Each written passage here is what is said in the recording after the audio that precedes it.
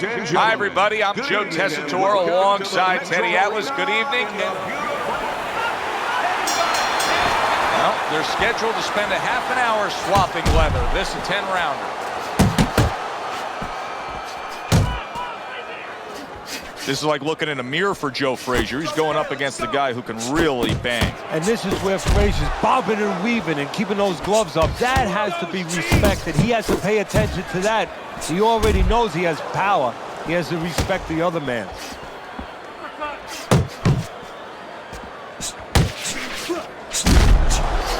Once again to the head. Wow, was Roy Jones Jr. stunned right there.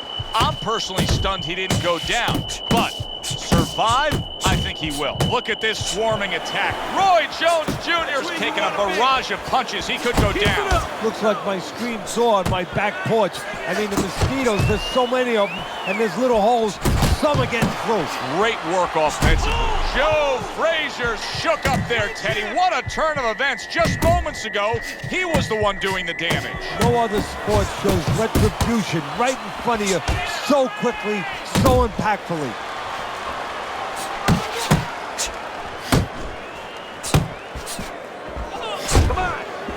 This is the best of Joe Frazier we can see right now. A Joe Frazier who makes a mistake, who nearly goes down, but survives. Good double jab by Roy Jones. Jones is scoring with that right hand. So many times you hear of an early round where they're just feeling each other out. No way. That's a big right hand there. Frazier's just being swarmed. He just got stunned. He got absolutely nailed. Jones is the kind of boxer that wants to do just that. Find the target, get the combination working, land both punches. He comes with the straight right hand. Teddy, what do you think we're going to see out of Jones? I think you're going to see what you always see. You know, you're going to see a guy that breaks the rule book as far as the way you're supposed to go about technically approaching pugilism.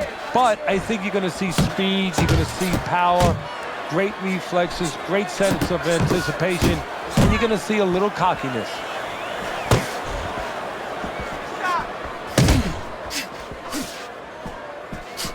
He's committed to the combination punching now. It's working out well up top. Jones is making for a tough target there. He gets away from that punch. That's as good as it gets right there. A crushing uppercut by Joe Frazier.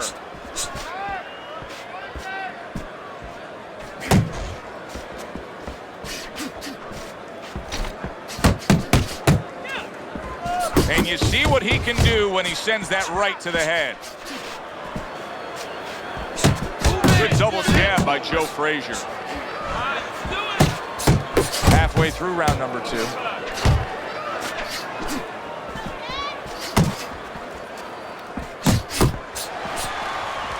There's a straight right hand.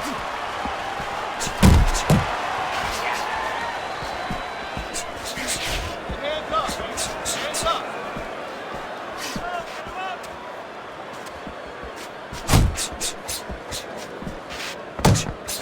Took a shot. Now he gives a left. You can see he's trying to score up top, but off the mark there. Teddy, he did a smart thing right there. Just created enough space and then landed the counterpunch. Looked like the will of the wisps, the old great Willie Pett. Made him miss, made him pay. Well-targeted two-punch combo by Joe Frazier.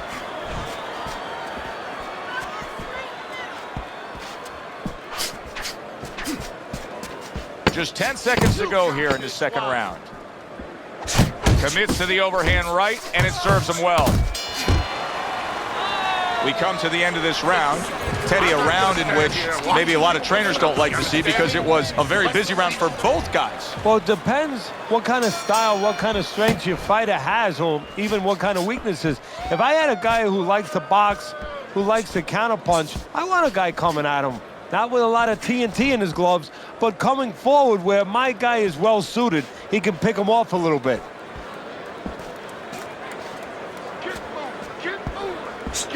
Frazier's cranked by an uppercut. Looking good. Really good work right there, landing the two punches in sequence by Roy Jones.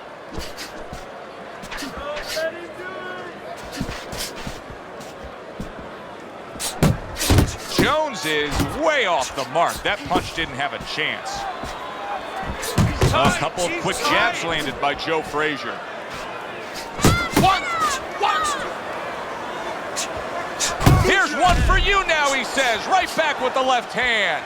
Frazier's putting forth an uppercut on the inside. I mean, that is the perfect punch at the perfect place, right on the inside there. No, it is, Joe. To be a complete fighter, you have to know which punch to pick at the right time. That is the right punch to split the guard. That is where the opening is with that uppercut. Takes one, gives one. The right hand scores well. Roy Jones Jr.'s effort has been admirable, but I don't think he's getting the results he would like to get here. He's tiring himself. Yeah, what I think is starting to happen here, Joe, we saw him throwing a lot of punches, but not real effective punches. I'm wondering now, he's ahead right now in this part of the fight, but I'm wondering if he's getting discouraged because he didn't. There it is! Right in the line of the target. A right hand. 1, 2. Joe Frazier has been through so much. He's put in so much hard work. He's not going to give up that easily. He is back up after being knocked down.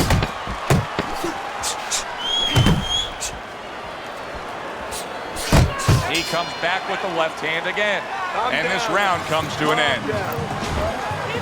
He's given up 2 rounds on Teddy's scorecard as we begin round number 4, but I think he's got a pretty bright future in this fight here, knowing that he's gotten to his man. Yeah, he knows it, and maybe more importantly, his opponent knows that he's been hurt.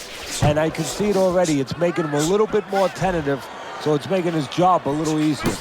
Lands flush with the 2-punch combo by Joe Frazier.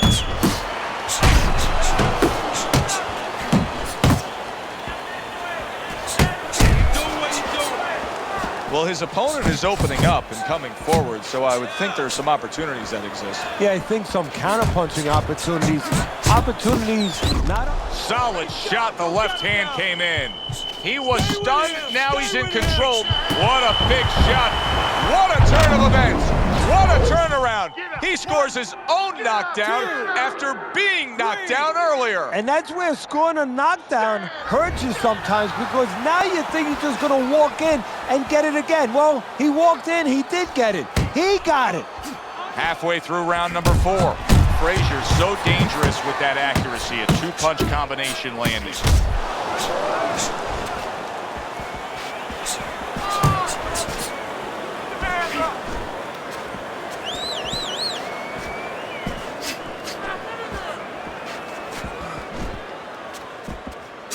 Nice work with the overhand right. Took a shot, now he gives a left. Fires right back at him.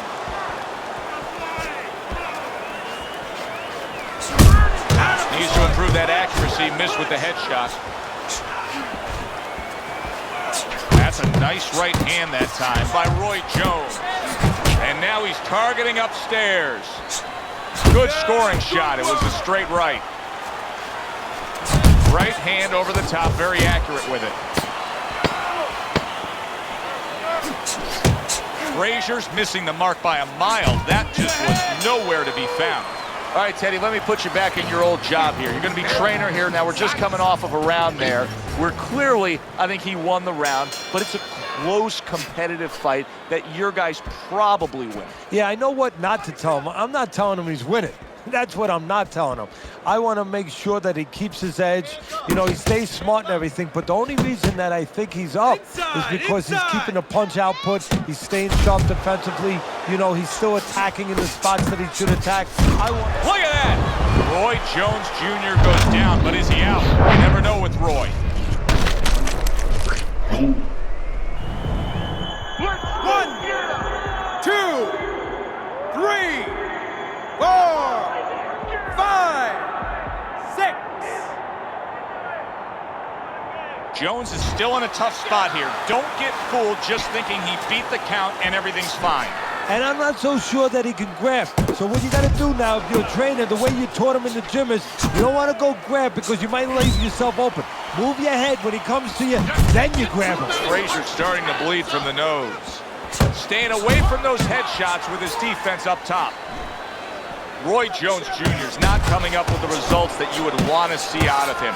Now, he's trying to counterpunch, Teddy, but it doesn't seem to be the answer. No, he kind of looks a little bit like that guy who went in to get his hair dyed, you know? And he thought it was going to be just a little bit lighter, and it wound up being a lot lighter. And he said, wow, what the heck did I do?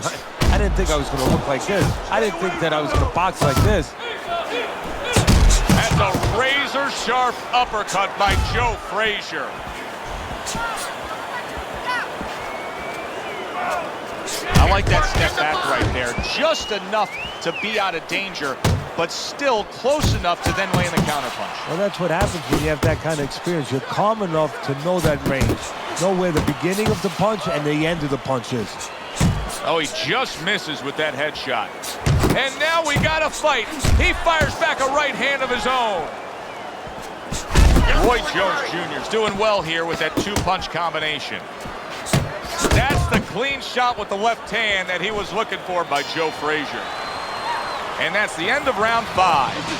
Joe Frazier's corner has to keep him calm. That's the kind of cut that can send a fighter into fits. Yeah, and a corner man into using crazy glue instead of adrenaline. I mean, that is a scary cut, as you just said.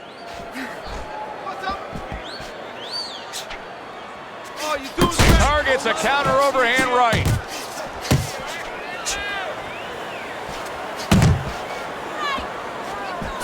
Took a shot, now he gives a left. Jones is trying to steady himself in this round after being knocked down in the previous round. Teddy, how much can really happen in those 60 seconds? How much of a benefit is it to a damaged fighter? Well, a lot has to happen. First of all, physically, you have to revigorate the guy. You know, maybe massage the legs a little bit. Most importantly, get some ice on the back of his neck. You know, get that blood flow going a little bit. Make sure that you revive him a little bit. Get him back to feeling like he's ready to go out there. Body shot lands. It was the right.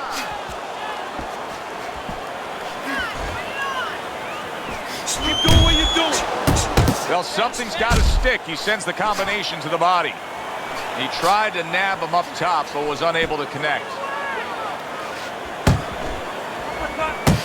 Effective work with that flush overhand right.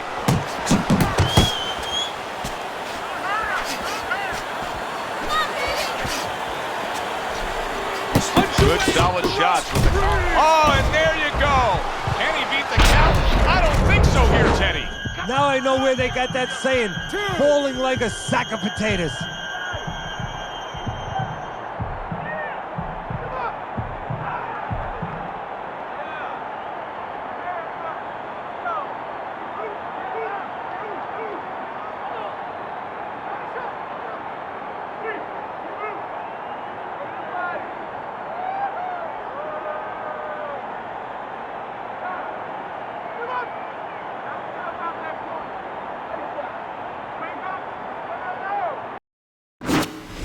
Set me free or bang me